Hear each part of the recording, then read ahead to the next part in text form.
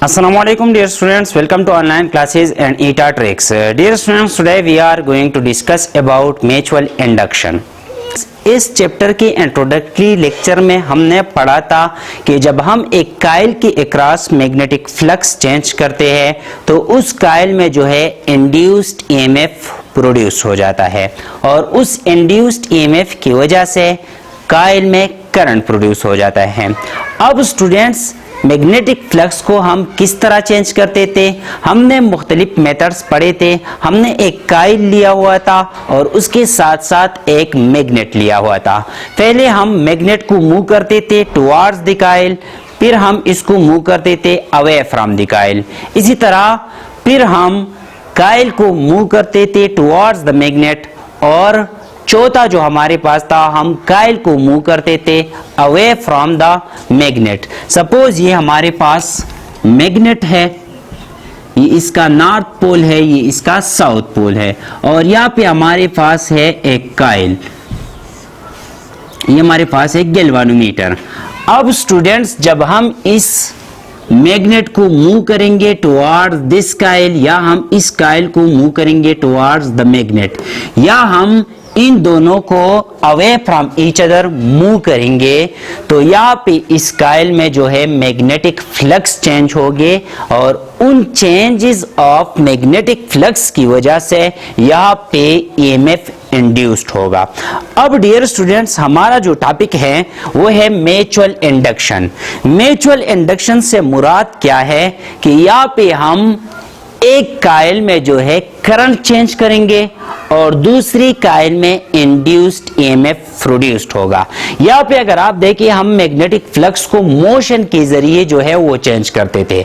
अब इस केस में म्यूचुअल इंडक्शन में जो है हम मोशन के जरिए इंड्यूस्ड ईएमएफ प्रोड्यूस नहीं करेंगे, हम मोशन के जरिए मैग्नेटिक फ्लक्स को चेंज नहीं करेंगे, बल्कि हम यहाँ पे मैग्नेटिक फ्लक्स जो ये हमारे पास है हम इनको चेंज करेंगे with the help of variable current. जब हम करंट पास करेंगे, सपोज यहाँ पे एक कांस्टेंट करंट है तो इस कांस्टेंट करंट की वजह से यहाँ पे इसके इर्द गिर्द मैग्नेटिक फील्ड प्रोड्यूस होगा, लेकिन ये मैग्नेटिक फील्ड क्या होगा, ये मैग्नेटिक फील्ड जो होगा ये हमारे पास कांस्टेंट होगा, इसमें कोई चेंज नहीं आएगा। अब स्टूडेंट्स, हम इस तरह करते हैं कि यहाँ पे ये करंट जो है हम वेरिएबल लगा लेते हैं। हम इसको किस तरह वेरिएबल करेंगे? वेरिएबल करंट हमारे पास होता है एसी। तो यहाँ पे मैंने जो सोर्स लगाया हुआ है ये हमारे पास है एसी सोर्स। अब जब इस एसी सोर्स की वजह से यहाँ पे करंट फ्लो करेगा, एसी करंट क्या होता है, वो करंट जो हमारे पास चेंज हो, जिसका डायरेक्शन भी चेंज होता है और मैग्नीट्यूड भी चेंज हो जाता है, तो ये हमारे पास होता है एसी करंट। तो यहाँ पे हमने एसी करंट यहाँ पे इस काइल में अप्लाई किया हुआ है। अब डियर स्टूडेंट्स, इस एसी करंट की वजह से यहाँ पे मैग्नेटिक फील्ड प्रोड्यूस होगा, लेकिन ये मैग्नेटिक फील्ड जो होगा ये वेरिएबल होगा।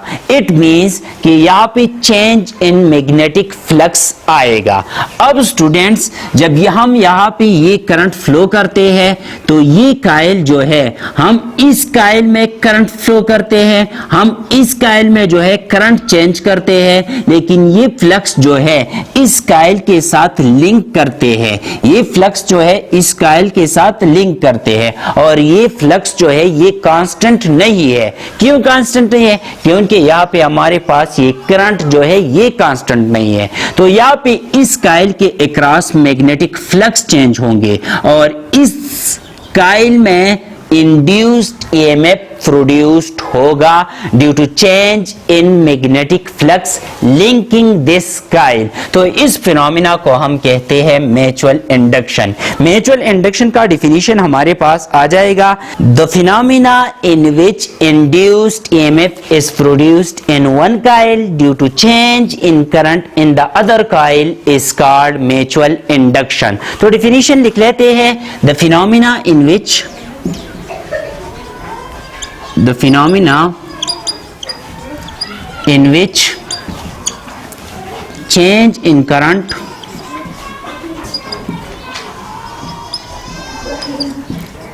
in one coil produced induced EMF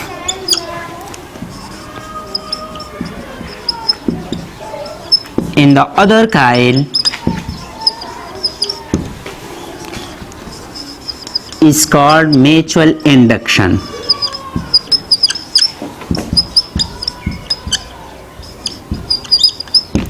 अब डियर स्टूडेंट्स, यहाँ पे हमारे पास दो काइल है। पहले वाला हमारे पास जो है ये है और दूसरा हमारे पास ये है। पहले काइल में हमने ऐसी सोर्स लगाया हुआ है जिसमें हम करंट को चेंज करते हैं। जिस काइल में हम करंट को चेंज करते हैं उस काइल को हम कहते हैं प्राइमरी काइल। तो ये हमारे पास है प्राइमरी काइल, और जिस काइल में इंड्यूस्ड ईएमएफ प्रोड्यूस हो जाता है उस काइल को हम कहते हैं सेकेंडरी काइल। ये हमारे पास है secondary Kyle. The coil in which current is changed is called primary coil, while the coil in which induced EMF is produced is called secondary coil. अब डियर स्टूडेंट्स, यहाँ पे जो इंड्यूस्ड ईएमएफ प्रोड्यूस हुआ है, यहाँ पे मैं लिखता हूं कि यहाँ पे जो इंड्यूस्ड ईएमएफ प्रोड्यूस हुआ है वो है ES, EMF in the secondary coil. तो ये EMF जो है ये हमारे पास according to Faraday law of electromagnetic induction equal होता है induced EMF produced in the secondary coil is equal to N del flux divide by delta T. चूंकि यहाँ पे ये EMF जो है सेकेंडरी काइल में प्रोड्यूस हुआ है, इसलिए यहाँ पे ये फ्लक्स जो चेंज हो रहे हैं हम लेंगे अक्रॉस द सेकेंडरी काइल। हम यहाँ पे लिख सकते हैं change in flux across the secondary Kyle, और यहाँ पे नंबर ऑफ टर्न्स जो होंगे ये भी number of turns in the secondary Kyle होंगे। अब डियर स्टूडेंट्स, यहाँ पे अगर आप देखें ये फ्लक्स जो है ये किस वजह से चेंज हो रहे हैं, ये फ्लक्स जो है यहाँ पे करंट की चेंज की वजह से चेंज हो रहे हैं।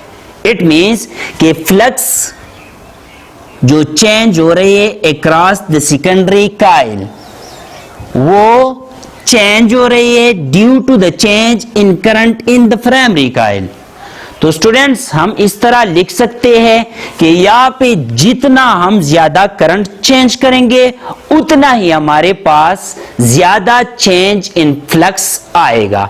हम लिख सकते हैं the change in flux across the secondary coil is directly proportion to the change in current in the primary coil. तो यहाँ पे हमारे पास ये आ गया इक्वेशन नंबर 1, और हमारे पास हम लिख सकते हैं delta flux is directly proportion to delta I across P. The change in flux across the secondary coil is directly proportional to the change in current in the primary Kyle. अब dear students, यहाँ पे हम consider करते हैं कि terms जो है ये हमारे पास एक से ज्यादा है, तो इसलिए यहाँ पे हम NS लिख सकते हैं, number of turns in secondary Kyle multiply by change in flux across the secondary coil is directly proportional change in current in the primary coil. तो यहाँ पे ये प्रोपोर्शनलिटी हटाए और हमारे पास कांस्टेंट लगा लें, हमारे पास आ जाएगा is equal to M del I P. ये M जो है ये हमारे पास यहाँ पे कांस्टेंट ऑफ प्रोपोर्शनलिटी है, और इसको हम कहते हैं म्यूचुअल इंडक्टेंस, इसको हम कहते हैं mutual inductance.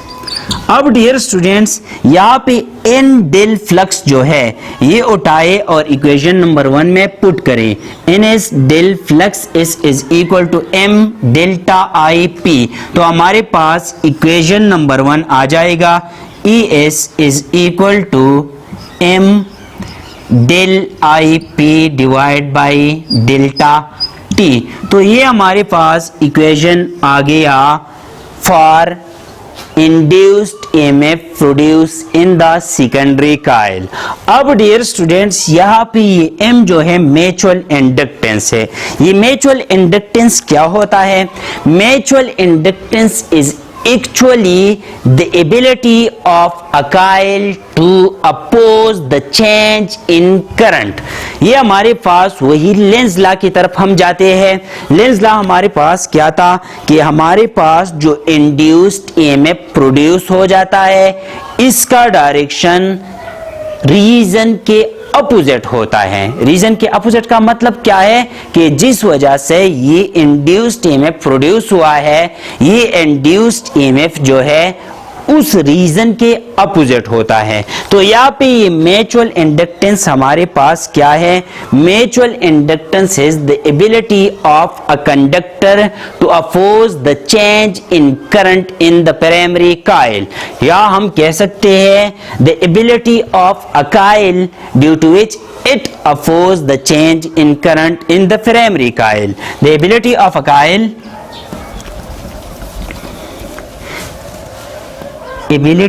coil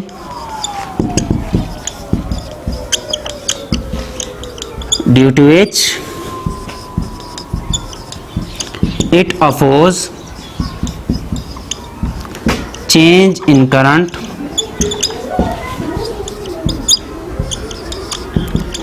in a coil। अब डियर स्टूडेंट्स यहाँ पे ये हमारे पास ये म्यूचुअल इंडक्टेंस जो है ये न इस करंट पे डिपेंड करता है ना हमारे पास यहाँ पे जो इंड्यूस्ड EMF है या चेंज इन फ्लक्स यहाँ पे है इस पे डिपेंड करता है। ये डिपेंड करता है on number of turns in a coil पे डिपेंड करता है।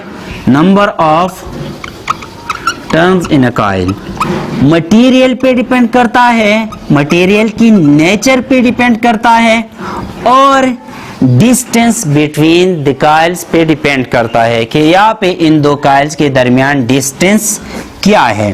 तो म्यूचुअल इंडक्टेंस हमारे पास इन फैक्टर्स पे डिपेंड करता है। अब डियर स्टूडेंट्स यहाँ पे इस इक्वेशन से हम म्यूचुअल इंडक्टेंस निकाल सकते हैं। म्यूचुअल इंडक्टेंस आ जाएगा delta I P divide by delta T को इस साइड पे शिफ्ट करें तो ये डिवाइड हो जाएगा ES divide by delta I P divide by delta T. यहाँ पे डेल्टा टी को ऊपर शिफ्ट करें तो हमारे पास आ जाएगा M is equal to ES delta T divide by delta I P. अब डियर स्टूडेंट्स यहाँ पे म्यूचुअल इंडक्टेंस आ गया, इसका यूनिट हमारे पास है ES। EMF हमारे पास यहाँ पे है वोल्ट, T हमारे पास सेकंड आ गया और आई हमारे पास करंट है तो यहाँ पे पर एम्पेयर आ जाएगा। ये हमारे पास पर एम्पेयर आ गया और इसको हम कहते हैं हेनरी। सो हम कह सकते हैं कि म्यूचुअल इंडक्टेंस का जो यूनिट है वो है हेनरी और ये इक्वल है volt second per ampere. Dear students ये था आज का हमारा लेक्चर। अगर किसी पॉइंट की समझ नहीं आई हो तो आप कमेंट बॉक्स में पूछ सकते हैं। Thank you all.